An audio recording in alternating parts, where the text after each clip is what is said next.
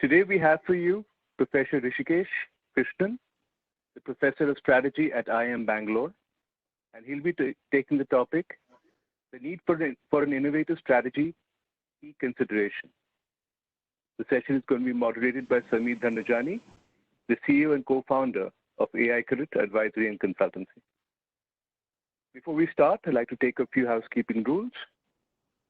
Firstly, request you all to please be on mute throughout the entire session, which will help the listening and speaking experience of everybody. We'll be taking questions towards the end of the session, but would request you all to please keep sending them across to me on the Q&A and chat panel that you have in the WebEx, and I will relay these across to Samir. Now, Professor Krishnan is actually going to be speaking through his phone today, so you might not see his image popping up on the large screen that we see normally. Please do not worry about that. The session is going to be going on as normal. This is just FYI. I would now like to introduce Professor Krishnan. Professor Rishikesh Krishnan is a professor of strategy at the Indian Institute of Management, Bangalore. He held the Jamuna Raghavan Chair in Entrepreneurship from 2007 to 2010. He completed a 5-year term as Director of the Indian Institute of Management, Indore in December 2018. He will be taking over as the next Director of IIM-Bangalore from July 2020. Professor Krishnan was educated at IIT Kanpur, the Stanford University, and IIM Ahmedabad. He has been listed in the Thinkers 50 India list of most influential management thinkers from India. He has authored 2 books, one of which won the Best Book Award for 2013-2014 from the Indian Society for Training and Development. Professor Krishnan co-founded one startup and was the CEO of another. He has been on the jury of the Economic Times Startup Awards, and he is currently on the advisory board of Your Nest Investment Advisors. Professor, it's an honor to have you with us. Thank you so much for making time. Thank you. Samir, I will now hand it over to you. Take the session forward. Thank you so much, Rohan, for the introductions.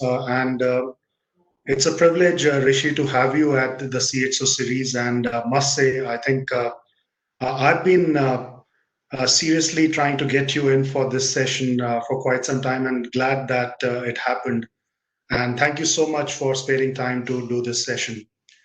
It's a pleasure to be with you. Samir, good evening. Thank you. Get the ball rolling, Rishi. And we've often discussed sidelines whenever we have met. You have a great facets around how innovation and strategy can actually blend together to create something which is meaningful for organizations, startups, small and medium kind of enterprises, and overall, I would say, community. Now, if we look at today the scenario, and specifically in this unprecedented times, we are talking about COVID situation hitting us hard. Enterprises, specifically traditional ones, have a challenge where innovation per se, which was always being done in siloed manner, ad hoc kind of a basis in terms of few projects, seems to be in disarray today. And if you look at the born digital organizations, they've got pretty much innovation strategy embedded within their enterprise and part of their organization. Now, specifically at this time where organizations are resetting their strategic priorities, what do you suggest in terms of innovation strategy coming in specifically for the traditional companies as part of they embedding and really now taking that as a concerted effort as part of their strategy? Well, I think that's a great question, Samir, and thanks again for inviting me to be part of this. You're absolutely right that getting your innovation strategy aligned with the strategy of the business is a very critical element of any company's success. Traditionally, we've looked at this in quite simple terms. The way we looked at it is by saying, first, be clear what your strategy is about, and then make sure that the focus of innovation is aligned with that. How do you do that? Well, you could think of that in very simple terms. You could look at it in terms of the value disciplines, which were proposed by some professors at Wharton many years ago. They essentially said there are three core value disciplines which drive most companies. One of them is to be operationally effective. The second one is to be customer responsive. And the third one is to have superior performance.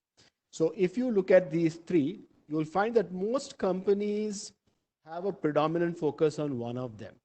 For example, if I take a low-cost airline, it's predominantly focused on operational excellence.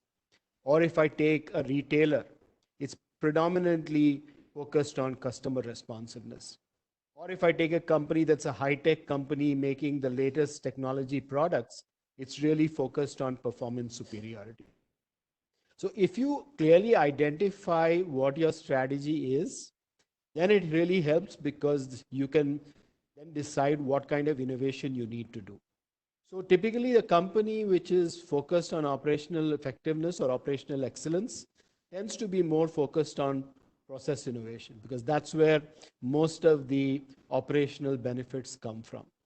A company which is focused on customer responsiveness, on the other hand, tends to be very focused on understanding changing customer needs in terms of understanding customer segments. How are their needs changing? And how can I come up with a product or a service that will meet their needs the best?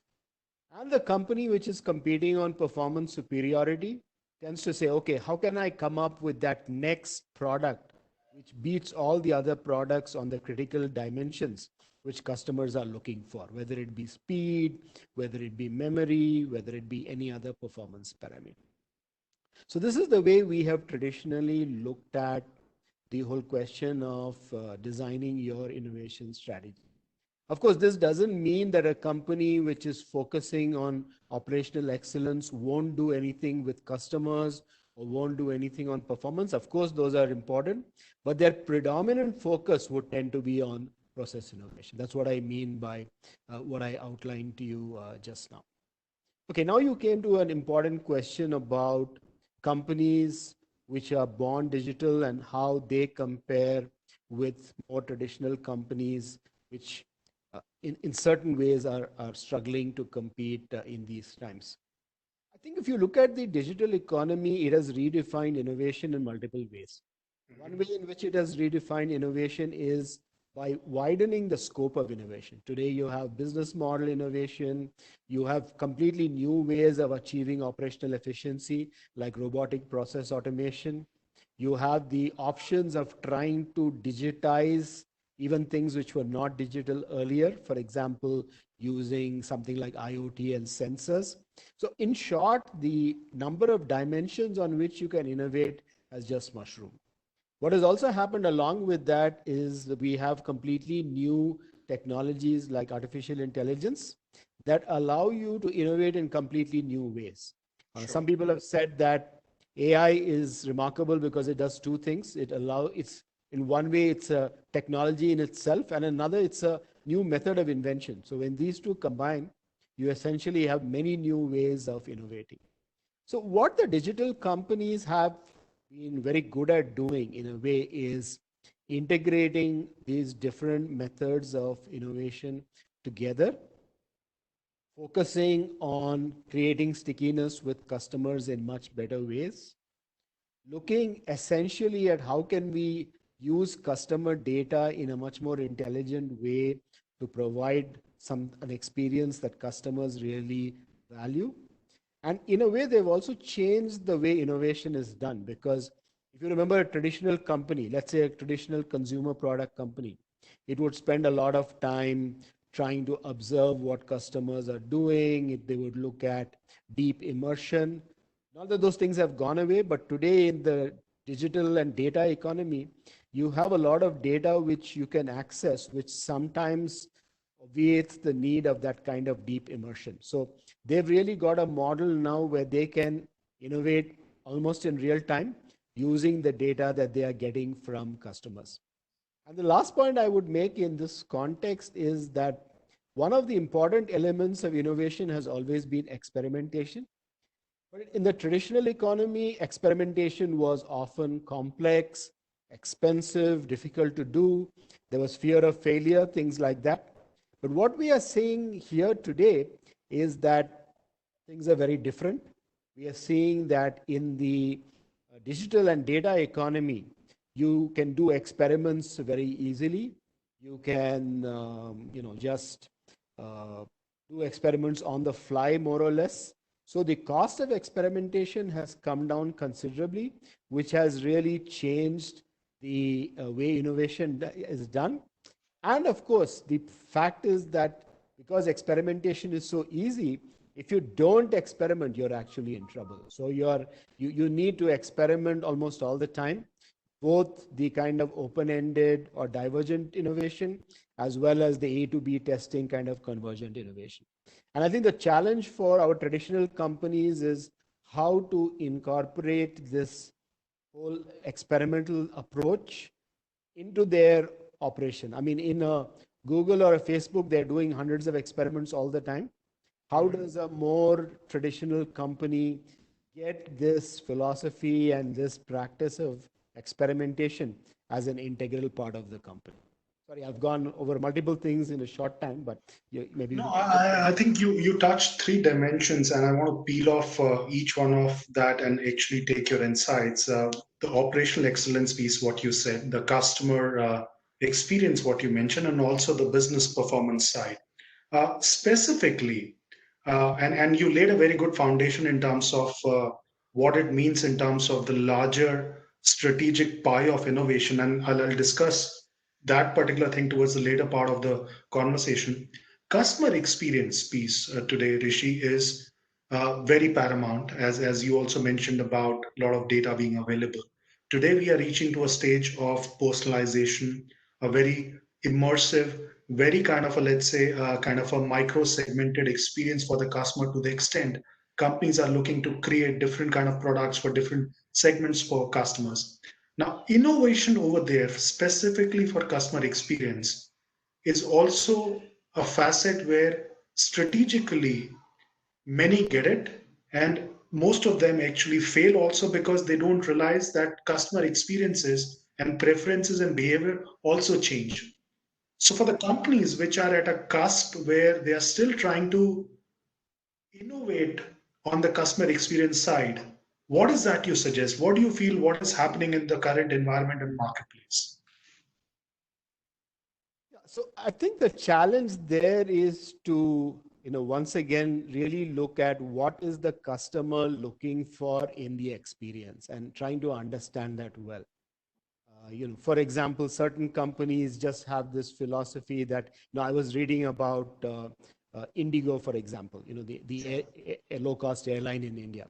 So they're really saying, we want to make air travel a completely hassle-free experience. It should be, it should be low cost and it should be hassle-free. Those are the two key characteristics they are looking at. And that's how they are focusing all their efforts on improving the customer experience. In some other case, it might be more towards, as you mentioned, customization. So, one of the companies that fascinates me is this company called the Dollar Shave Club, which took on Gillette and has now been acquired by Unilever. And what the Dollar Shave Clubs did is just change the whole approach to shaving and saying, we will give you a shaving solution. We will ensure that you don't even have to order it. We'll know the frequency at which you need a replacement. We'll also optimize on the kind of shaving cream, the aftershave, and everything that you need to have an ideal shave. And once you've figured this all out, we'll just keep sending it to you, and based on your feedback, we'll keep optimizing it so that you get the best both buying as well as shaving experience. So I think the key thing in the experience economy is to identify which elements of the experience you're focusing on. And there's quite a large number of elements in that, right? Because the customer experience journey starts perhaps from the moment the customer engages with the company or brand, going through the purchase process, then the use process, finally through the disposal. So there's the whole customer experience cycle that's involved. And your ability to innovate and create a good customer experience across that cycle is clearly one of the things that many of the good companies are trying to do. Sure. So over there, one of the thing which you touched upon was this thing around, and you gave the right example of Dollar Shave Club. Now, as you mentioned about data economy, digital economy, many of us also today have this buzzword around platform economy. A marketplace, players come in, customers come in, try in different kind of, let's say, experiences of the product and offerings. Subscriptions over there, the way they pay, the way they transact also vary. Now, over there, the tendency to innovate largely comes from how we look at the what we say the aspect about peeling the customers and saying, okay, this guy or this set of segment of the customers is high net worth, give them more experience, and the other are run of the mill, which can be satisfied with the usual. Any innovation strategy or any kind of a innovation benchmark you believe is happening on this front where subscription models per se on the digital economy or platform economy are going for a change? I think one of the things we know for sure is that in the digital economy, innovating in business models is one of the most important forms of innovation.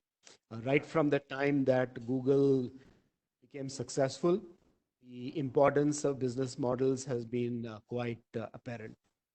Uh, Coming specifically to the question of platforms, platforms are a little more complicated because you sometimes want to create, or most of the time you want to create multi-sides to the platform.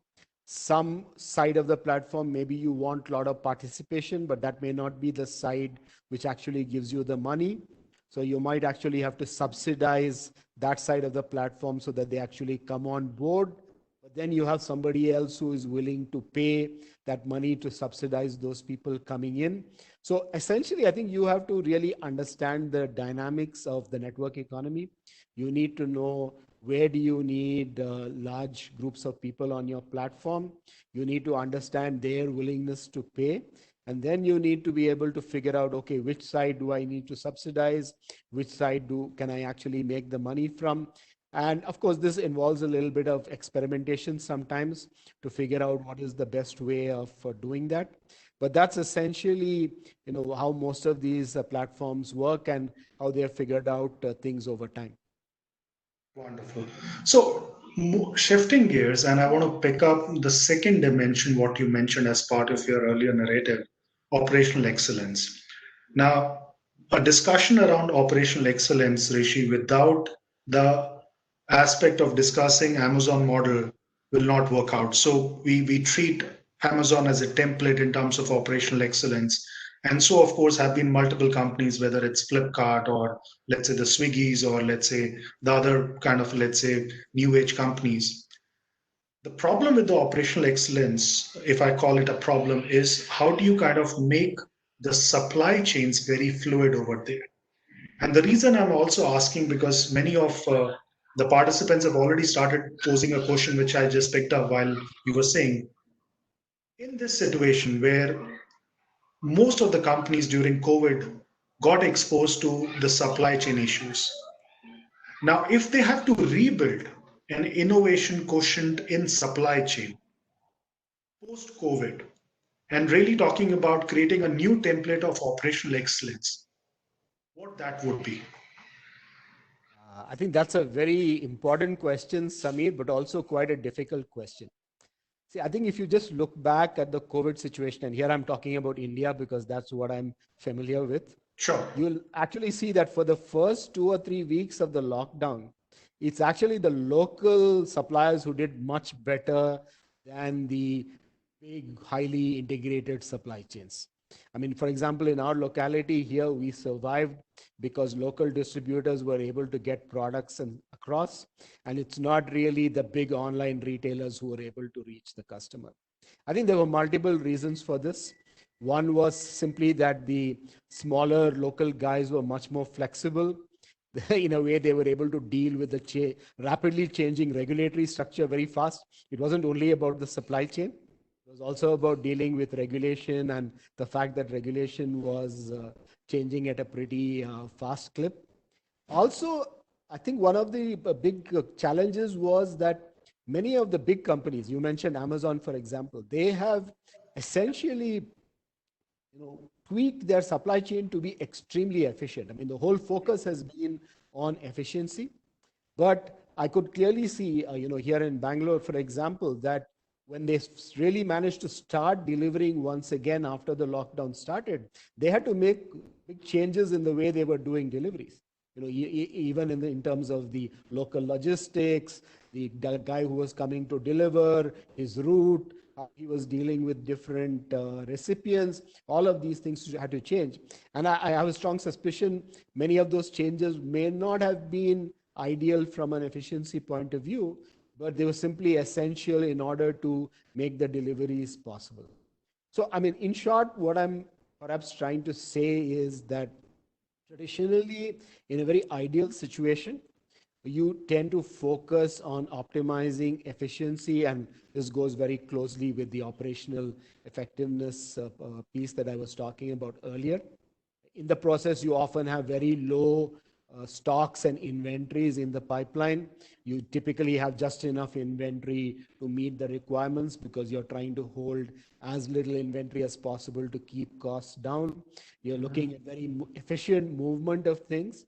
But when something breaks in this, you really suddenly have to fall back on older, concepts like things like safety stocks and things that really come up in a kind of shortage or a controlled kind of a situation. So I don't think, like many other things, there's no one simple answer, but I think maybe what we are seeing here is that in terms of resilience, in terms of agility, in terms of some kind of shock testing when there are gaps in the supply chain, maybe those are some of the parameters on which a lot of operational models will have to be rejigged in order to deal with this kind of a problem in the future. Great, great. So one of the thing also, and linking back to your earlier narrative, and you mentioned AI as a remarkable tool, technology, and a kind of arena to kind of innovate. Now, suddenly, we also see while there are exponential technologies today, AI, IoT, cybersecurity, blockchain, but suddenly we also hear in this whole gamut of technologies something called contactless technologies. Given this pandemic is going to stay, and many of the countries, nations, enterprises also are saying, look, we got to be prepared in terms of building this facet of contactless technology. And this could be a new beginning in terms of innovation. Would just like to pick up your thoughts and some observations, please, over there. In a way, some of the technologies we've been talking about are sort of contactless, right? If you think of IoT and you think of sensors, there's no contact happening in the traditional sense, right? You're able, through a process of scanning or through some other similar digital process, you're actually able to control and measure different things. So in a way, I think the start for contactless processing of various kinds has already been made in some of the technologies that are around, and maybe we just need to now look at how can these be used in different ways in order to drive this.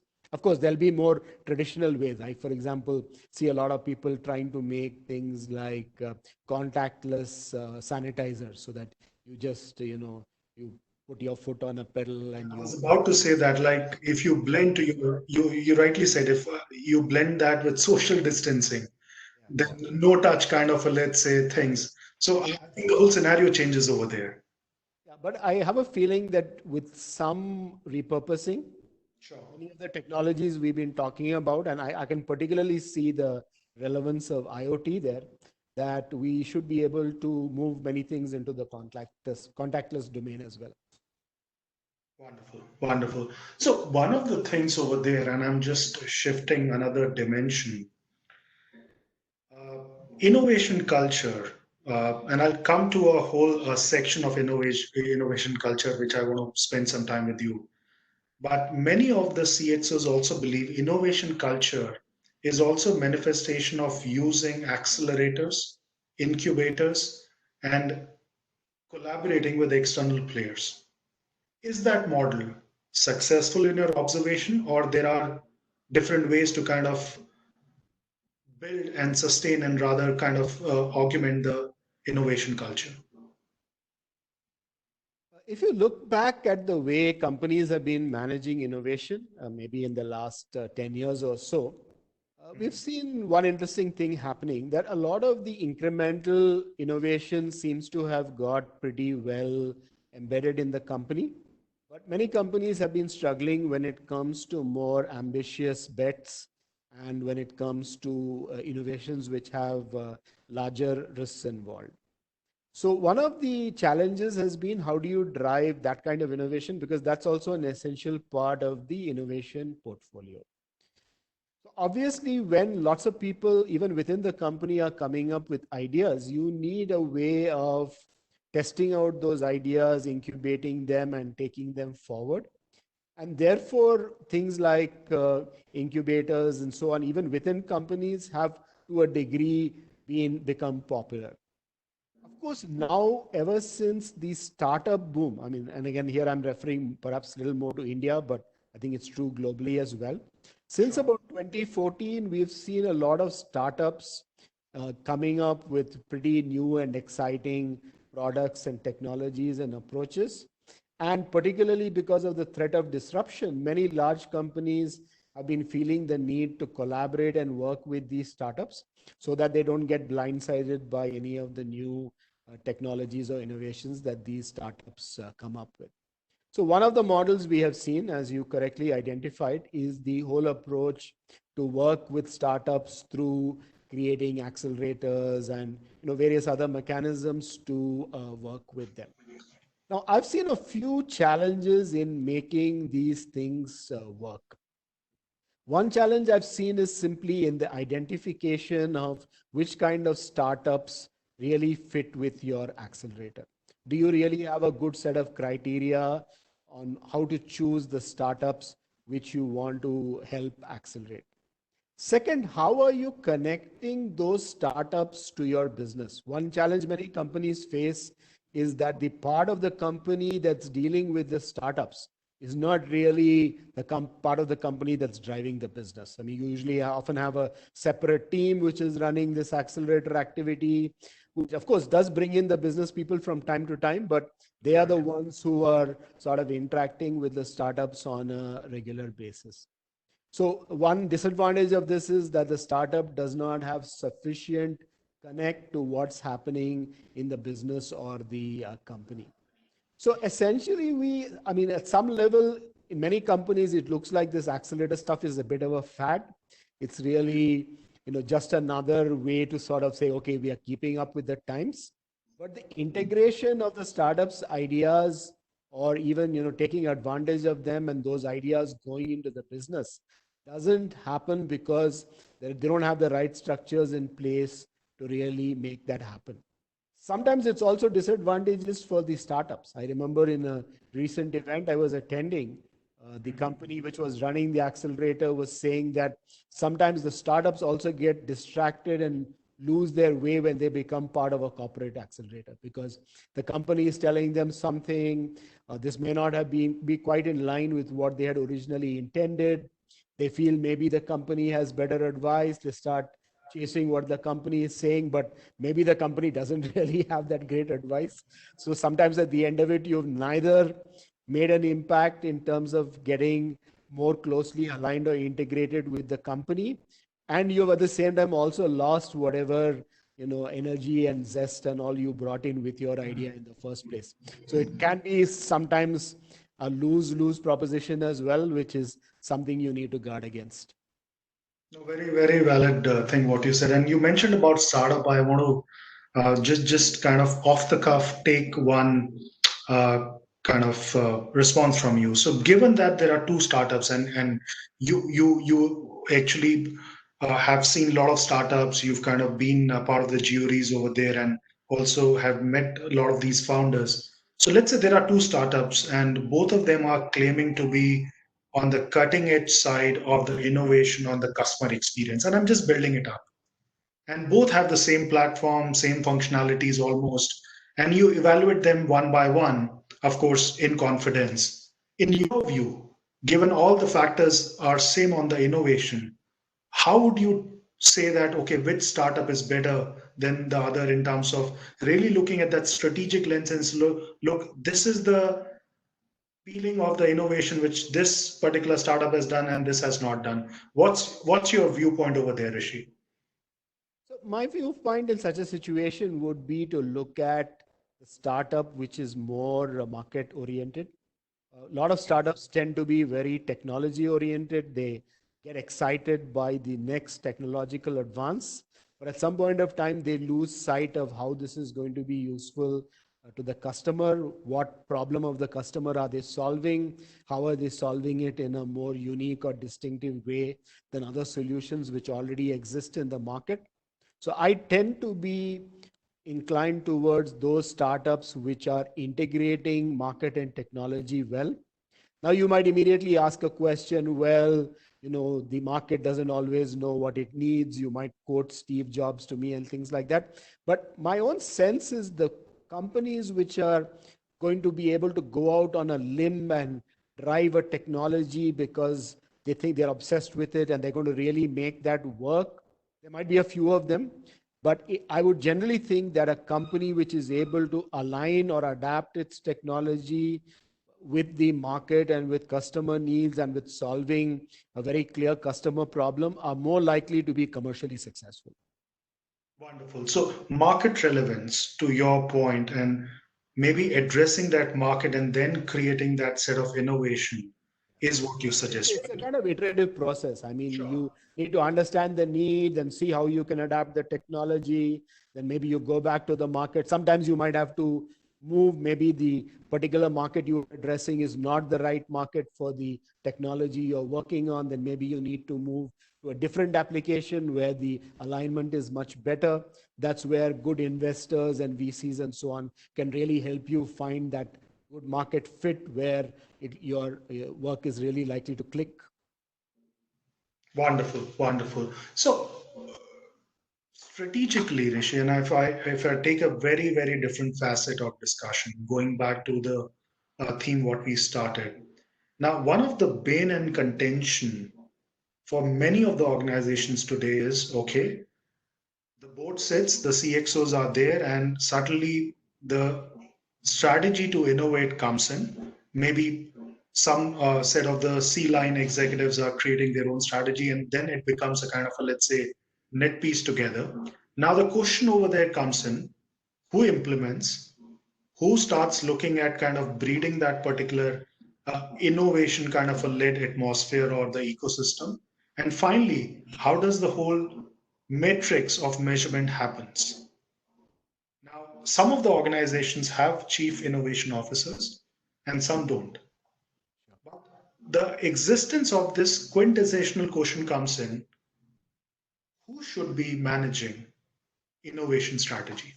Would like to have your views, please.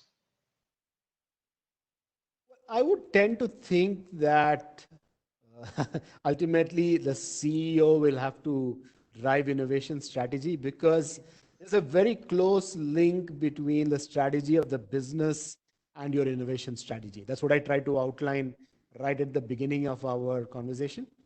So it's quite likely that if you want to drive innovation well, the CEO needs to be immersed in that. Again, I'm more familiar with the Indian context. In India, many companies are family owned or there is a predominant business group which has an interest in it. My own take has been that in those companies, innovation really happens when there is at least one senior family member, often the chairman or the CEO, who is himself or herself quite immersed in the innovation process. You could think of Anand Mahindra in the Mahindra Group. You could think of Ratan Tata at the time when Tata Motors was driving Nano. You could think of a company which for a time was probably one of the most innovative companies in India, Parvinder Singh at Ranbaxy. These were all owner managers who were closely involved with driving innovation as well. And the reason that is required is because innovation requires risky investments. It's going to also involve certain failures. That's not going to happen unless there's backing right from the top and people feel that there is real support for innovation in the organization, particularly in more sort of traditional business settings, which have been very hierarchical and where the family tends to call the shots. Sure, sure. No, I think that's a very well point what you said. I think unless it flows from the top, then the aspect of it cascading down to the last mile will have some issues and fissures in terms of how it's construed. And as long as the CEO is immersed, and that's the word verbatim what you use, it will make an impact in terms of the larger benefit for the organization. Very, very well said. Particularly if you're making big ticket investments in innovation. The more incremental day-to-day innovation, process innovation, maybe small improvements, Kaizen, that kind of thing may not really require the CEO support and involvement. That there maybe even a SBU head or someone like that could drive it. Sometimes even the quality head might be able to drive that kind of innovation. But the moment you're talking about big ticket innovation, maybe investing in the next technology or in the next generation of algorithms or AI tools or whatever it is, I think you just need to have top management involvement in that. Great. And I'll come to that. I have a question on algorithm, but looking at the chat window, Rishi, must say, I think there is so much velocity of the questions. We need some innovation over there also to filter. But I'll take one by one, and some of the key ones really something which I think we haven't covered. So would love to take your opinion. One of the question, and which is also part of my coverage area, is about culture. Now, on one side, we see Google living and breathing that kind of an innovation culture. We have companies like 3M, which starts at innovation and ends at innovation. Now, from your vantage point, and you've been exposed to many of these kind of companies and have also seen that academic environment in terms of how to kind of really look at this innovation culture coming in. What is your advice in terms of creating, inculcating innovation culture within the organization? So I think innovation culture has many facets to it. So it's difficult to answer that question in a very simple way. But let me anyway take a shot. I think there are a few things which are extremely important. One is you want to encourage and enthuse people to share their ideas and creativity with the organization. A lot of people do have ideas. They express them in different ways, but unless they find a conducive environment to sharing those ideas with the organization, they won't do so. So I think so one element of creating the innovation culture is essentially that. So then that raises the question, under what circumstances would people feel motivated and encouraged to share their ideas? I think again, there are the multiple elements to that. Perhaps they are looking for good role models. Many people might be scared to share their idea because they think it's a stupid idea. They're worried that they might get ridiculed. So they want to sort of feel comfortable that there are other people like them who are also innovating in the company. So having the right role models. We have a very simple idea of that. We say we want role models who are ordinary people who do extraordinary things. I'll repeat that. Ordinary people who do extraordinary things are the right role models for innovation in the company, not geniuses. Because most of us respect and look up to geniuses, but we don't think we can emulate them. So if you want people within the organization to feel that they can also contribute to innovation, you need to democratize it. And what that means is you need to make people feel confident that their ideas will be considered seriously, listened to, and if they are good, acted upon. So I think that's one very important part of creating the innovation culture. The second and probably equally important one is that what happens if you innovate and fail? So most companies talk about this. They say, we know that failure should not be penalized, but what are you doing on the ground to actually make that kind of an environment possible? So there are things you could do. For example, the Tata Group, as part of their Innovista Innovation Awards, they have an innovation category called Dare to Try. So the Dare to Try Say that award again, is sorry. Dare to Try. Okay, wonderful. So that award is given every year to the group which has taken on a really challenging problem, worked very hard to solve it, but in spite of their efforts, couldn't do it. So what they're essentially trying to give the message is it's okay to try and fail as long as it was a really serious effort, what do you call honest failure, and we want to recognize such efforts in the company. You referred to 3M earlier. 3M tries to convey the acceptability of failure in a different way. I understand from people within 3M that one of the things that happens soon after you join 3M as an employee is you start hearing these stories about different employees in the company who tried very wacky things, failed, and still went on to become very successful in the company. So, we hear a lot about the importance of storytelling. Companies like 3M have used storytelling very intelligently to make these stories about people who took risks, failed, but continued to be valued members of the company. And they make sure that people hear those stories once they enter. So it kind of gets deeply embedded in among employees that, yes, this is actually a company where I can try something out. And if it doesn't work out, I'll still be a valued member of the company. So I think, to me, these are two there are many other elements of innovation culture, obviously, but these are two important elements that I believe one should emphasize. One is make it easy for people to share their ideas. And the second one is remove any fear in people's minds about what will happen to them if they fail. Super. I think this 3M thing, what you mentioned, absolutely was fascinating in terms of really employees coming out with wacky ideas, but the way the storytelling happens, the way I think at some level they are recognized and acknowledged in the organization, that's a wonderful thing what you mentioned. So one of the question, and this is interesting, I want to take, which has come from one of the participant, Rishi, is algorithms you mentioned have become smarter. There's a lot of innovation which is happening, a lot of sophistication happening in the algorithms. And what is happening in some of the mature organizations, algorithms are also taking decisions for the enterprises with the CXOs, with the boards, kind of a thing, maybe kind of more like an enabler or as a catalyst. Now, that's something which will also revolutionize or even challenge the status quo, how the innovation strategy needs to be managed in terms of performance, operational excellence, and also the customer experience. What's your perspective over there? Well, that's true. What you said is true, that algorithms are increasingly being used.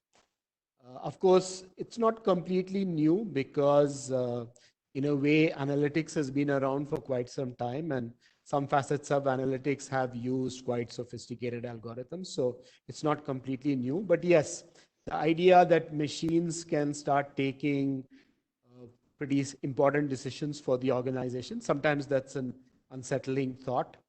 I think there are two or three dimensions to this. One dimension which might constrain this is the regulatory one. Already in certain parts of the world, for example, in Europe, there are regulations beginning to come in on what are some of the characteristics that an AI-based box or engine needs to meet. For example, they are talking about how you need to have some ability to explain what's happening in that AI box. There has to be principle of data minimization. You can't just indiscriminately use people's data. There are a lot of those different restrictions which are coming in, all of which are generally pointing to the fact that you need to have some control over what's happening in the black box. So while, yes, algorithms are becoming more and more important, I think it would be incorrect to say that you can afford to just ignore how that algorithm is working.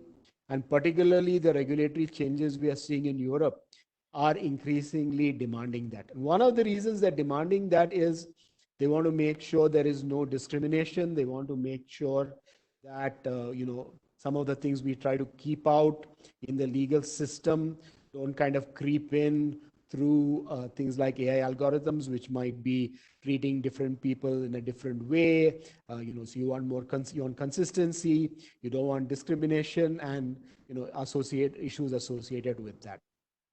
A second interesting development which you might have noticed is very recently, the US Patent Office declined to give a patent to a machine. So there was someone who had filed an application on behalf of a machine and saying that the patent should be granted to the machine because it was a machine generated invention. But at least for the moment, the patent office has not accepted that. They rejected that. And of course, I'm sure this will go through the legal system and we'll ultimately see whether this gets approval or not. But I'm actually seeing the biggest challenges to this coming from the legal and regulatory side. So people who want to use more and more of these algorithms will have to be careful to make sure they're keeping up with the demands of the regulatory system.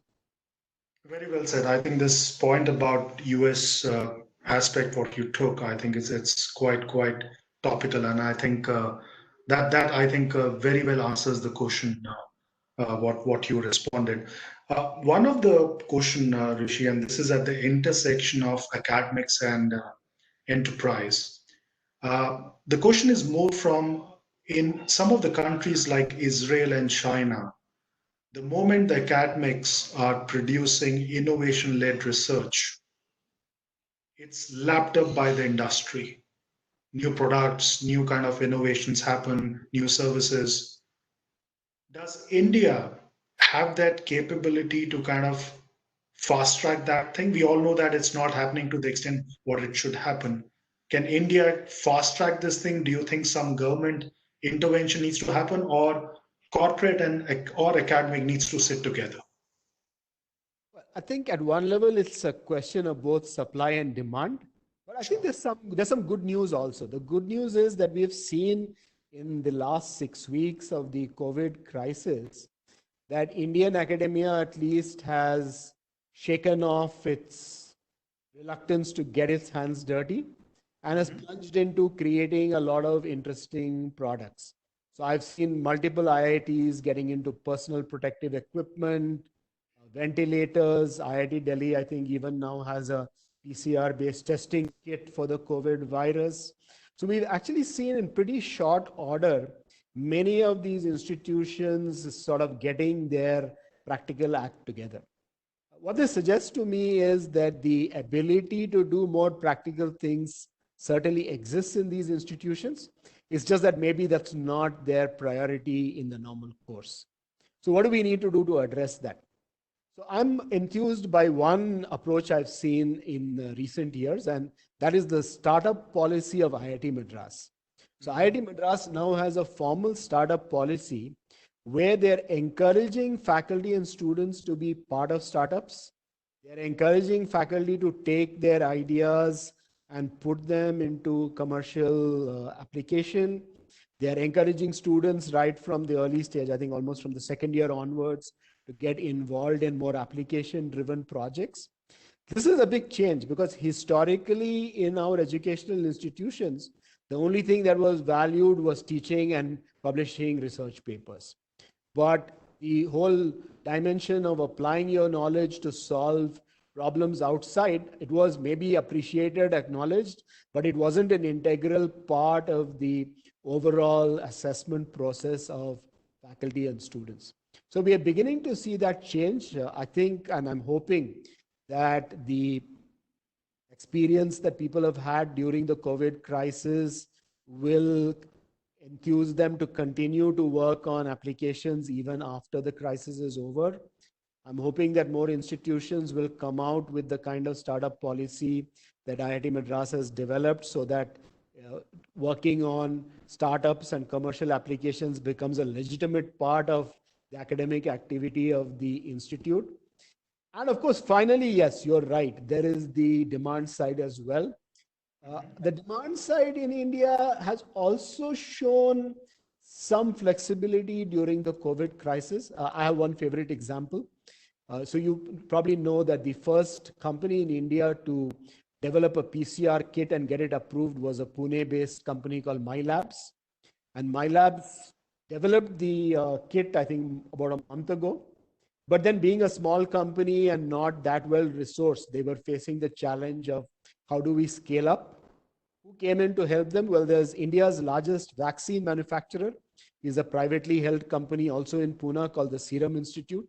So Adar Poonawalla, who is the CEO of the Serum Institute, he reached out to my labs and said, why don't let's join forces. Let's see if we can scale up this kit.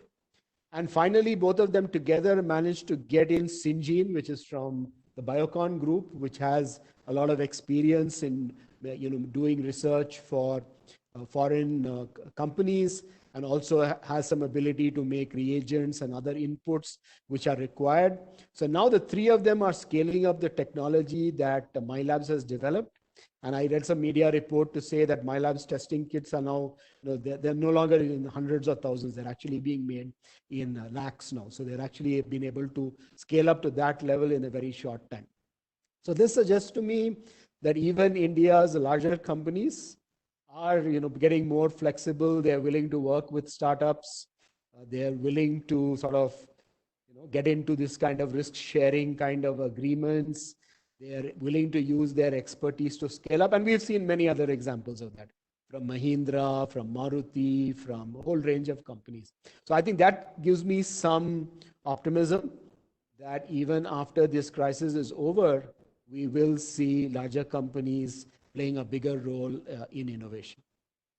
Fantastic. No, I think the examples what you gave, Rishi, were absolutely, I think, would be a booster to many of the participants because I'm sure many of them are not aware about such very recent developments, and that would really instill kind of a, let's say, a way for them to think that things are happening much faster than what we were expecting. And so thanks for providing that information. I think that was really helpful. One of the question, and this is a multi-dimensional question, which I think we've also not touched as part of our conversation. Now, the government intervention over there when it comes to startups, and you've also been part of some of the committees on data privacy, some of the other aspects of intervention with government. Now, innovation over there today, when we look at startups, and I'll also include SMEs, and that's the question also mentioning, often gets lost when a startup gets into a phase of closure, or an SME loses the cash and say, okay, we are closing down its end and we are aborting our operations. The IPs or the innovation-led creations, what they have, gets also lost in the way. Do you think from a government side, there should be something done to create a national repository of IPs, patents? And maybe the question also suggests, shouldn't we be a time where we should have a ministry, if not a ministry, a sub-ministry, where innovation could be the key agenda? Yeah, well, that's Sorry, it's a very wide, deep, and kind of very expansive question. That's a lot, yeah. It's a highly bundled question. Okay, let me just take a stab at answering that. Sure. The first part is, unfortunately, many of our traditional MSMEs have not been as innovative as one would have liked. Many times they started off maybe as being innovative, but somewhere along the line, they became just routine producers. And one of the reasons many of them don't have sufficient resources, in my view, is because they make fairly commoditized products where margins are quite thin, which doesn't really allow them to build up the kind of financial reserves which are required to survive on a rainy day. So the important thing to note here is that if you look at companies abroad, if particularly in the manufacturing and industrial sector, small companies tend to be companies with specialized skills and specialized technology. They are not guys who are doing routine stuff. So to my mind, the important direction for small and medium enterprises in India is to sort of become more like the startup ecosystem, to get that interest and commitment towards working on new ideas to drive them, so that you have the opportunity to create, as you were saying, IP and the ability to, have IP-based businesses. Sure. Second question you asked was about the government. Well, some important changes have happened in recent years. For a long time, intellectual property and patents and things like that didn't really have ownership in the government. But what's happened in the last few years is that the Ministry of Industries and Commerce has taken a more proactive role. They've also got involved in the startup policy. They've got involved in intellectual property. Earlier, if at all, this kind of area was more the domain of the science and technology ministries. It was not really linked to commercial activity. So in a way, it's good that the Ministry of Industry and Commerce has got more involved in this process. There's one particular department in the ministry, and I don't know its current name because its name has changed a couple of times, but it used to be called Department of Industrial Promotion and Policy. I think they changed its name again 6-7 months ago, but what used to be called DIPP is now closely involved with intellectual property, which is a good thing. Unfortunately, the small and medium enterprise ministry is not very involved, which also shows that it's probably many of the MSMEs are not really that technologically sophisticated, which is a sad thing, and which goes back to the first point that I was making, that they need to be more at the forefront of innovation, which could then be protected by the kinds of intellectual property you were just mentioning. Wonderful. I want to take the last question, Rishi. Something which has come in. I also wanted to kind of toss up with you, but glad that one of the participant, and that too from outside of India, have asked. You mentioned a great deal about these transformations which are happening through innovation. Born digital, traditional companies are also looking up the bandwagon on innovation, which also means some of the classic management theories, Lean, Six Sigma, Porter 5 Cs, will go for a change. First of all, do you agree? And if that change needs to happen through innovation, what could be the new facets of theories which are centric towards innovation? Large companies, by and large, have been quite good at implementing some of the things you just mentioned. For example, Lean and Six Sigma, particularly from the efficiency, minimizing waste, all those perspectives have been quite successful in a number of large companies. What we've seen in the last, again, 10, 20 years, and maybe the pioneer of this was GE back in the late 90s, is that large companies seem to be able to drive some of these large transformation programs which enhance efficiency reasonably well. However, when they have to get into areas that involve larger investments, more risks, sometimes even some uncertainties, then they tend to get a little more reluctant. They don't seem to be able to manage those situations just as well. So we saw, I mean, if you take the example of GE, which is a great example of this, you'll see under the CEO tenure of Jeff Immelt, GE tried to change track. It tried to move away from the Jack Welch Six Sigma kind of approach to what Jeff Immelt called imagination breakthroughs. He was trying to encourage the company to take big bets on businesses that could potentially become billion-dollar businesses. But for a whole variety of reasons, it wasn't that easy. And unfortunately, Jeff Immelt's tenure did not end with the kind of results that I'm sure he wanted to have during his tenure. So I think we have to admit at some level that large companies, at least in the traditional domains, have struggled a bit with completely path-breaking or radical kind of innovation. Many of the radical innovations seem to be coming from smaller companies. Of course, large companies sometimes get hold of those innovations through acquisition or through alliances, but often not through developing things themselves. So how do you create that? And this goes back to your culture question. How do you create that culture within the organization that helps you manage both the incremental and the radical innovation? I mean, of course, there are lots of theories, but I don't think we have too many examples of companies that have really done that on an ongoing basis. Maybe 3M is one, but you'll have to really search or scrape the bottom of the barrel to really find too many companies which have been able to combine both of these very well.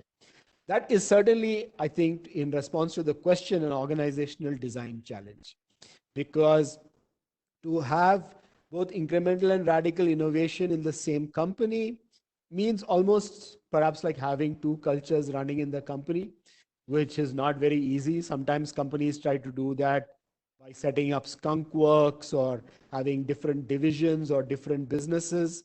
But then you get into trouble because maybe the market and the street starts evaluating you on certain parameters. And if you have a mixed bag in your portfolio, they don't know how to evaluate your performance. That's why, for example, most R&D driven pharma companies and most generic pharma companies are separate. I mean, you might say it's all pharma, but you rarely find both a generic business and an R&D driven business in the same company. And even those companies which had them have tended to divest one or the other over time. And one of the reasons is that the requirements for driving or managing these two businesses tend to be quite different. Wonderful. Rishi, that was great. I must say, personally, it's been kind of a very insightful session for me. I'm sure, gauging by the response of the global participants, everyone is sending us kind of, let's say, the acknowledgements about the session. The way you touched upon the whole spectrum of innovation, right from reimagining the customer experience to the whole operational excellence to about measuring the performance, was fascinating.